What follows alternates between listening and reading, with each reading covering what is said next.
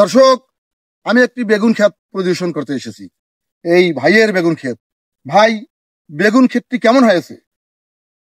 বর্তমানে এবারে আগে ভালো চেহারা ছিল, আগে ফসল বেশি ছিল, তার পরিবর্তে এবারে কিন্তু বাইগুন খেতে একটু লস। এবারে কিন্তু বাইগুনের ফলন কম, একটু দোষ ঘাট আসি গেছে, এই জন্য বাইগুনের ফলন কম। তা দেখা যাক, আল্লাহ যদি বাঁচে রাখে, এই মূল্যাম যদি আল্লাহ যদি আর বারে যদি আমাকে দিয়ে থাকে, বাঁচি থাকি, তো অবশ্যই ইনশাল্লাহ পাবো। দর্শক, ভাই বললেন গত বছরের তুলনায় এবছরে বেগুন ক্ষেত লস।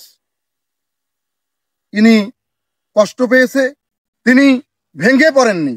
পরবর্তীতে আবারও বেগুন ক্ষেত লাগাবে বা আবারও এই জমিতে অন্য ফসল দিবে। ওই ফসল থেকে তিনি লাভবান হওয়ার চিন্তা ভাবনায় আছেন। দর্শক, আপনারা ভালো থাকবেন, সুস্থ থাকবেন। আল্লাহ হাফেজ।